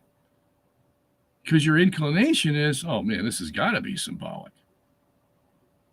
He's got to be talking about his spiritual blood and spiritual flesh. So I can't imagine him talking about his real flesh. I mean, really. But that's what the interpretation is. And how would they know that? Against all their logical sense, how would they know that? Well, it has to be passed down to them. Somebody had to tell them. No, John Chrysostom, it is not symbolic. Although, how tempted you are to go that direction, are we not? It is not symbolic. The apostles told us that it was real. And believe me, they had their own tussle about this. Jesus almost said to them, are you going to leave me too, like the other people? Until Peter stood up there and said, no, you are the real flesh and the real blood. We don't know what the other apostles were thinking, except for one of them, Judas. Okay, but even they had to tussle with it. And then they all finally came into consensus. This is the true blood and the true flesh. It is the true Jesus. Can you imagine how astounded they must have been when they finally realized that? Okay, so this was no joke. This was a religion that stood out, that made some heaping demands on man's mind, who has to live logically every day. You press your foot on the gas pedal, the car goes. You put paint on the house, you make the house look good. You sweep the floor, you get the dirt off. You wash the dishes, you get them ready for the next day. I mean, he lives logically every day, going from one thing to the next. And yet here he's told to think illogically. Okay, that this piece of bread is going to become God in a few seconds. But it's still going to look like bread. Okay? Now, we're so used to that, I mean, go to church every Sunday. You see nothing to it. Okay? because we don't think about it. It's like playing golf. Those pros out there, you think they think about, oh, I have to hold my arm straight and, and I have to swing so fast and I can't move my head up. Do you think they think about it? No, they just go out there. It's natural now. And if it's not natural, they're not going to do well. They don't have to think about it. It's like we go to communion, we receive the communion. We don't have to think about it. We've accepted it. Okay? But when you start thinking about it and you go, how in the world does that happen? And then you begin to see what a treasure you have that separates you from every other religion of the world in that one aspect. And there's many other aspects in which Catholicism is asking you to go beyond your logic. Okay? Even though you live logically every day, it asks you, here's where you go beyond your logic. Okay? So,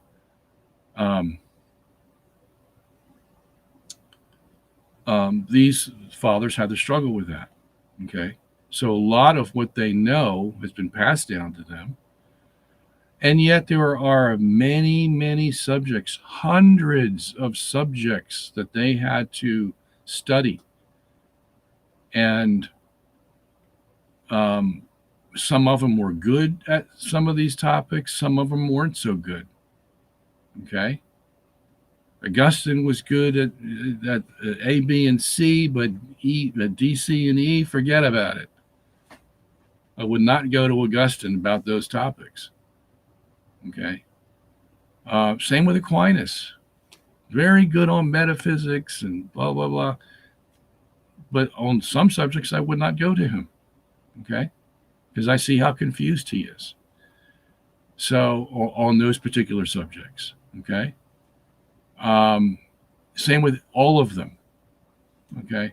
So, now the one guy that I would say,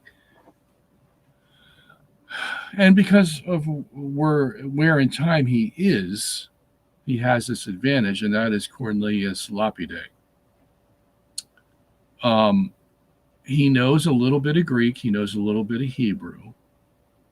Not a whole lot, but he knows enough to do word etymologies, not grammar, neither Hebrew nor Greek. He does not know the Hebrew or Greek grammar. But enough to do word etymologies, but he had a knack for picking out what he thought was the best commentaries from the fathers and some medievals and put those in his commentary. Now, unfortunately, he only wrote what? He wrote about the Gospels and he wrote about a couple epistles, and that's it. Okay. So for the gospel, so he didn't do one on 1st and 2nd Peter or John, but he would be the go-to guy where you would go and you would say, okay, Lapide is going to give me a whole panorama of fathers and medievals who talked about this one verse. Okay. And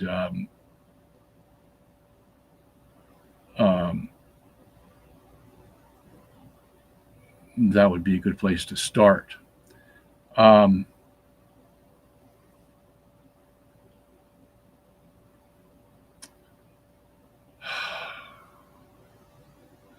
What I would do, Dom Bernard Orchard's commentary is pretty good, although he could have written more. I would use that one.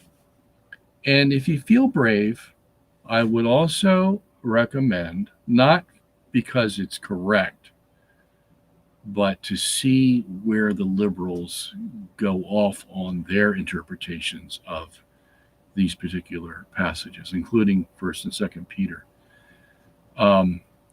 Get Raymond Brown's Jerome Biblical Commentary, okay?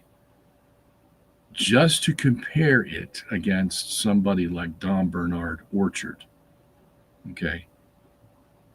I would also get a Protestant commentary, because a lot of the hermeneutic overlaps between Protestants and Catholics, whether we know it or not.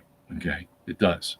On crucial passages like the Eucharist and baptism, yeah, we're off base. One goes in one direction, the other goes in the other. But on passages like First and Second Peter, John, where you have more toned down theological topics to deal with, there's a lot of overlap between Protestants and Catholics. So I would get a commentary that you can get online. It's I think it's over 100 years old. I think, or right around there. Jameson, Fawcett, and Brown, an Anglican commentary. Okay, so Jameson, J-A-M. It's like Jameson liquor, spelled the same way. Fawcett, F-A-U-C-E-T-T, and Brown, like brown, the color. Commentary on the whole Bible. You will find that invaluable. Now, it's not Catholic, okay, so don't be getting Catholic stuff out of it. But they're fair with Scripture, and it's a good third choice that I would recommend to you while you're studying. Okay, all right. So let me move on here. What is your opinion of St. Thomas and Thomistic theology? Seems like you have had a few run-ins with modern Thomists in the past.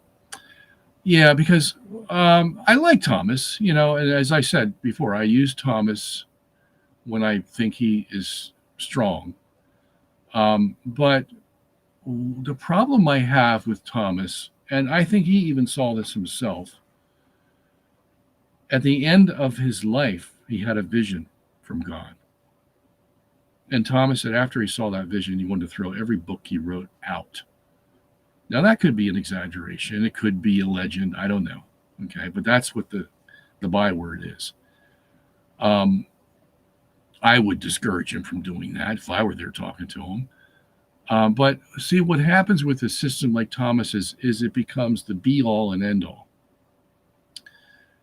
And what I mean by that is once you have a metaphysics that is of the nature of Thomas's metaphysics, where everything is cause and effect, okay, which he got from Aristotle, all right, where you see something in the present and your metaphysics forces you to say, okay, that thing is the way it is because of all the events previous to it that were cause and effect. A caused B, B caused C, C caused D, D caused E, and that's it. It's mechanical, you see. It has to be that way. It can be no other way.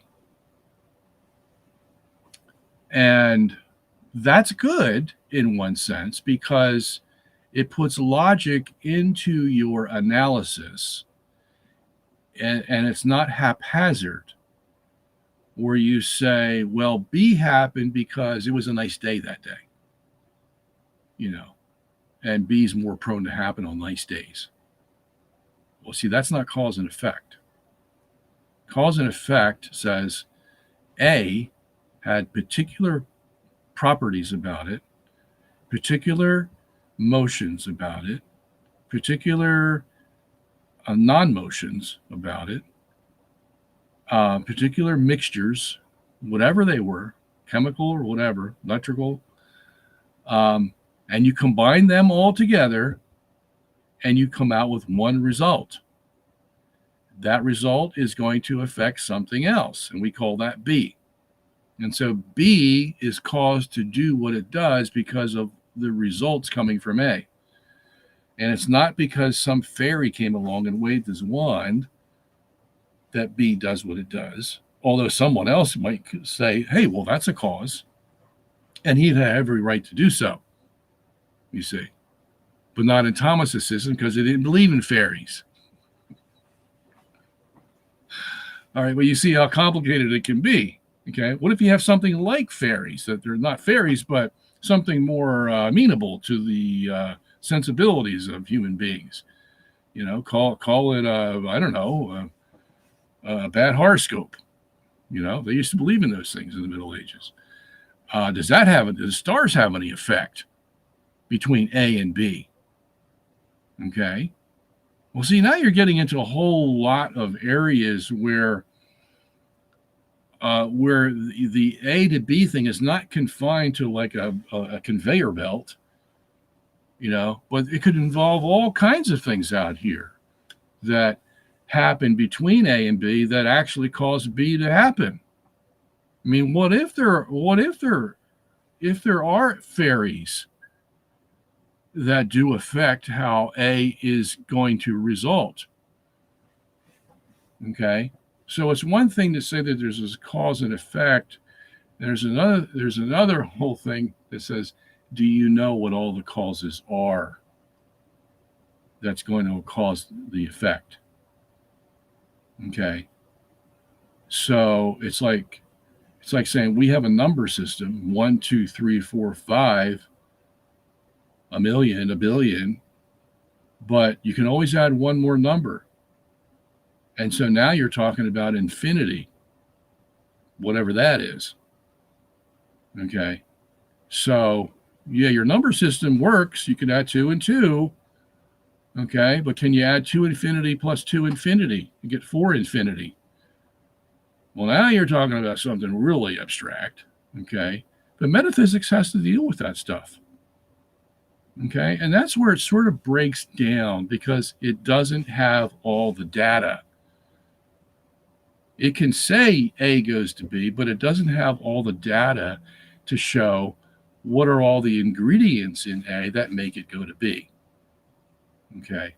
So Aristotle's system is not going to be the ultimate system.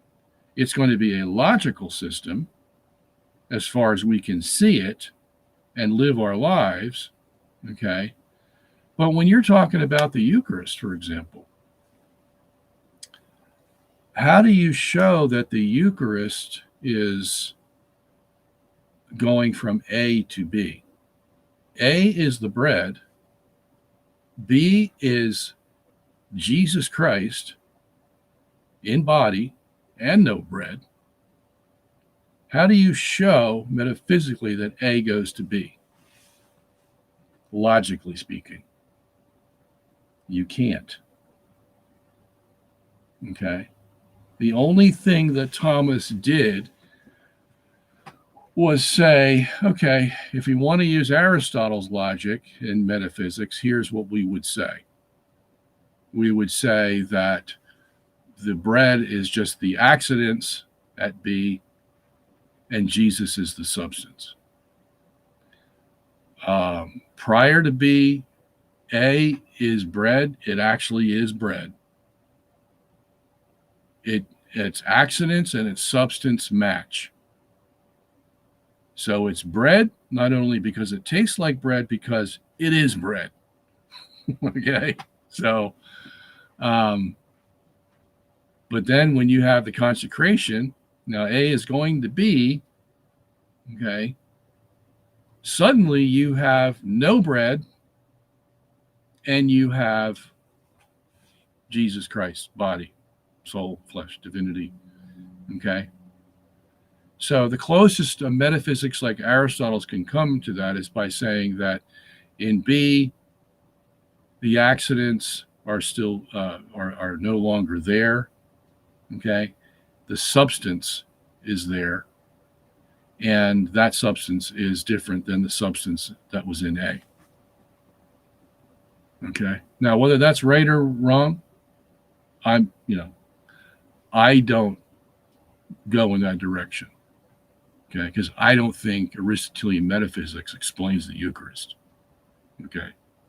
It's as close as we have as a mental concept.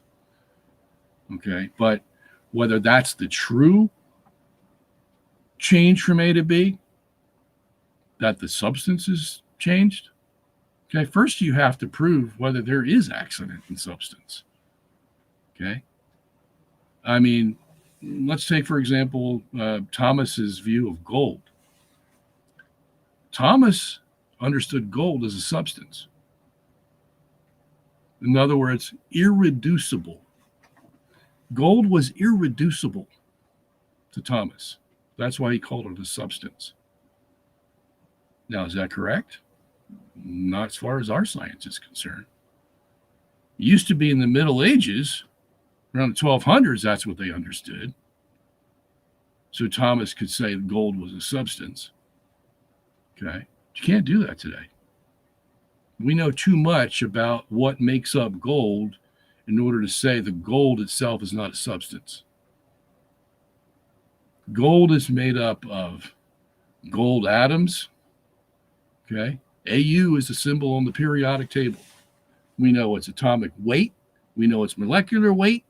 We know it's how many protons, how many neutrons, how many electrons it has. This is something Thomas had no idea of. Okay? So that puts a hole into the whole, accident substance thing. Because that was just an abstract concept that Aristotle had. It wasn't something that he proved. Okay? And the other thing is, if you accept that paradigm, the accident substance model of existence, then you have to apply it to everything. You just can't apply it to the Eucharist and call it quits. You have to apply it to everything. So this pen I'm holding, there's an accident and a substance to it. How far can I go? Is there a pen substance? Well, I can take this thing apart and show that there's a plastic thing that holds ink and a ball point at the end and a spring and all that. So, well, let me go further. Let me go into the plastic part with the ink and take the ink apart. Okay. So do I have a pen anymore? Not really. Okay. So what I'm trying to say is I can go deeper and deeper and deeper into the substance, and it's going to be different every time I go down to a different level. Okay. So that's why I bring up the whole thing with gold. Gold, in Thomas's view, was a substance because it was irreducible. Okay. So the idea here is that the substance is something that is irreducible. That can't be broken down into parts. Because once you can break it down into parts, then you can break it down into more parts and more parts and more parts and more parts. Where does it stop? So this whole idea of substance has got to be relooked at in light of modern science. This is where modern science helps us, because it can show you whether your theological abstraction is on the right track or not. Okay? Because if you're going to use substance as the analogy for your abstract model of accidents and substance, and the substance I'm talking about is gold, well, then that gold is going to have to hold for you for every level of investigation that you put to it. And if it starts to break down, as it will under an electron microscope, then you've got to revamp your whole understanding of substance. Okay. And, I know there's this whole thing out there about Galileo and the atomization and all that issue, but I'm not talking about that. Okay. Because atoms are atoms. You're not going to change atoms. You're not going to change molecules. It depends on your concept, how you're integrating all this information. And if you do it the wrong way, then you might be infringing on the whole understanding of what happens in the Eucharist. And if your paradigm is not exactly correct, and I'm talking about the accident substance paradigm, then somehow, some way, somebody's going to find a flaw. Because when they start atomizing, and this is something Thomas never did, because he thought gold was irreducible as a substance, Okay. When you start atomizing, then you get into the nitty gritty of, well, what is really happening here in this transubstantiation? Okay. Not that we can't figure it out. We'll be able to figure it out, but it raises questions. Okay. We have to be prepared to answer those questions. That's why I don't think the accident substance paradigm is going to stick. I don't think it's going to work. It worked in Thomas's day, not in ours. Okay. Now, we talk about these things in science all the time. I mean, the whole science of quantum mechanics has showed us that space itself is not empty. It's not a vacuum. It might be a vacuum to our senses because we can't feel it, taste it, touch it, anything. Okay. As a matter of fact, if we went into space now, our pressure that's in our body, 15 pounds per square inch, to compensate for the atmosphere we have on Earth, would rip us apart if we went to outer space without a spacesuit. We would just blow up because of all the pressure that's inside of us that's trying to move out in order to compensate for the atmospheric pressure that we have. Thomas knew nothing about that stuff. Okay. So, with space, we find is a substance. It's not empty. And that only makes metaphysical sense. Why? Well, because nothing can exist. If we're saying nothing, that means nothing exists there. Okay? So you can't have space and give it a name without something being there, or else you're back into nominalism again. Okay? It has to have something there in order for us to say it's space or it's whatever term you want to put on it. Okay? Something is there. Can't be nothing. If it was nothing, then all the mass in the universe would coalesce into one big ball, and there would be no space between it. That space has to be something that is separating one piece of matter from another. Okay? So if that's the case, what are we talking about? What kind of substance are we talking about? Well, it has to be a substance that's the smallest possible single entity that can exist and still be called substance. Because the next step is energy. Okay? So then the smallest possible substance has to be indivisible. Now, this is where Thomas comes into play. He thought the gold was indivisible, but it's not. Okay? You're going to reach a point in your substance where it is indivisible, and it's the last stage of when it can be actual matter. Okay? And right now, quantum mechanics theorizes that that's the Planck particle. Okay, it could be something smaller. We might find something smaller, and if that's the case, we just proved the point, haven't we? That when you start examining substance, there may be no end to it, and yet we know there can't be no end to it because matter can't be infinite. You can't have an infinite divisibility of matter. We know that in theory, because matter is not infinite. The only infinity here that we know of is God. And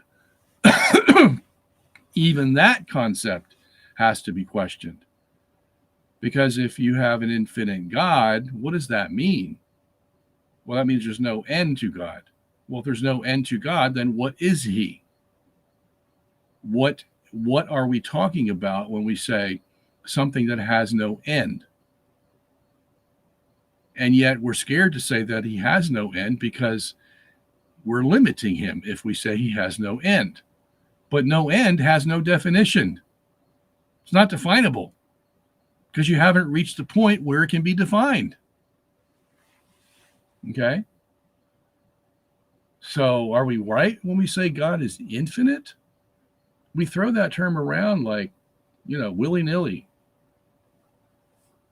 But back to the whole idea of substance is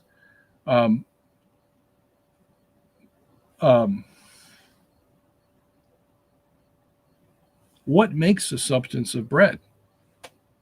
Now that we know that there is in quantum mechanics a final stage of indivisible substance, which, by the way, is calculated to be 10 to the minus 35 meters, minus 35 meters.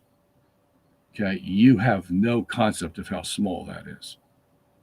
But it's small enough that you can say something's there, indivisible, next to something else that is just as indivisible.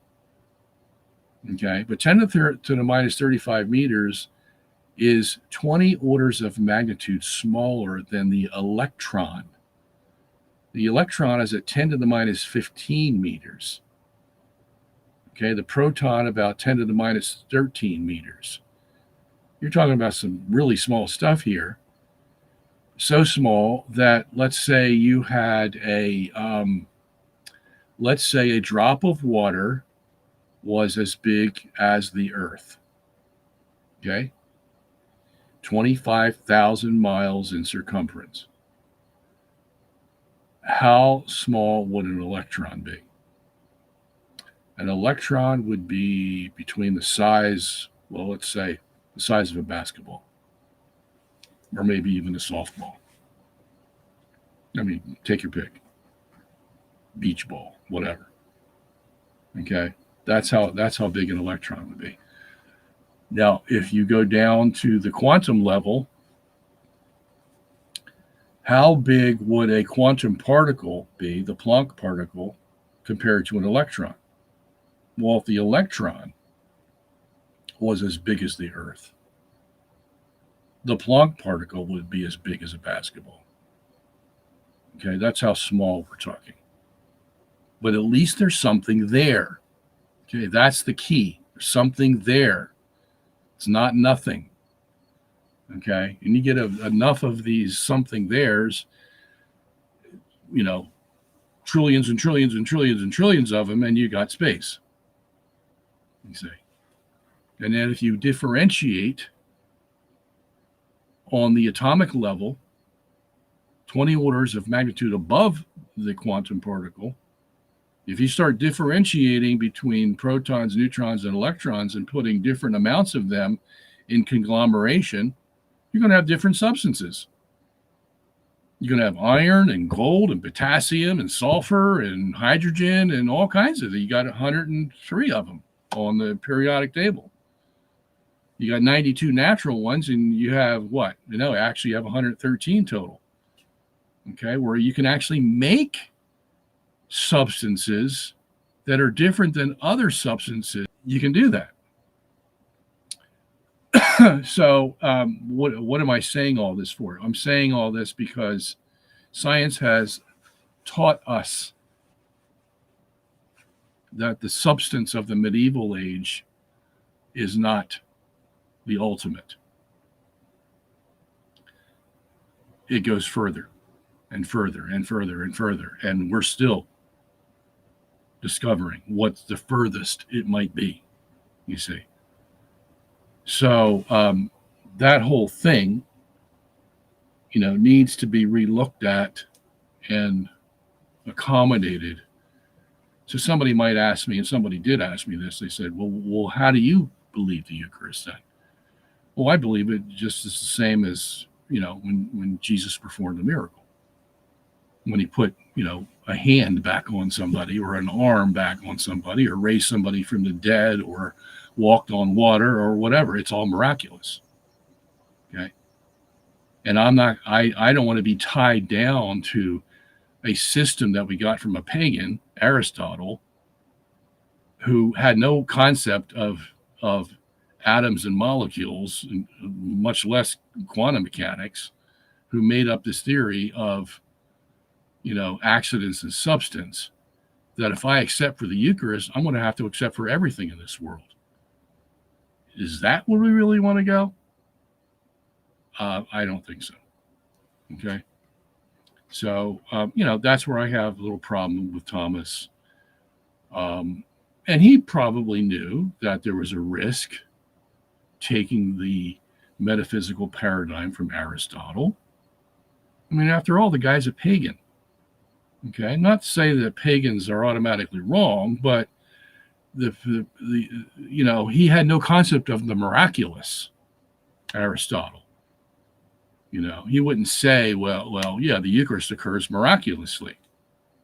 It would have to be something mundane for Aristotle to use to explain something like that, which is where Thomas got caught up in, and if you take Aristotle's metaphysics, you're going to have to take this accident substance paradigm.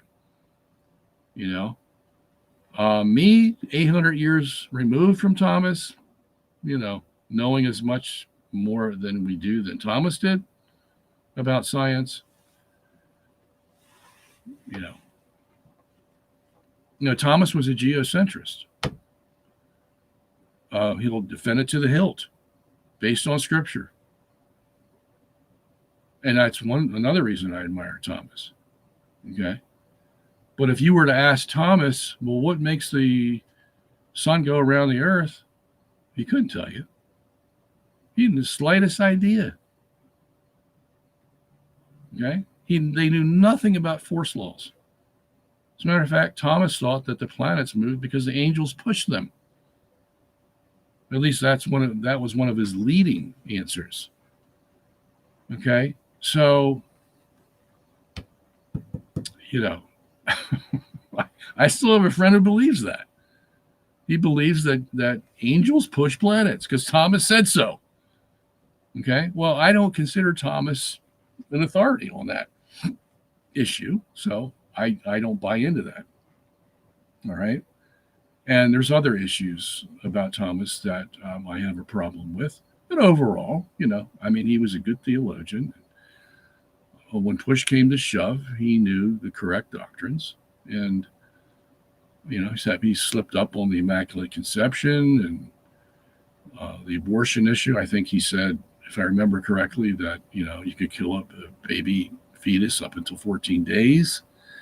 That's going into areas where you shouldn't be going in,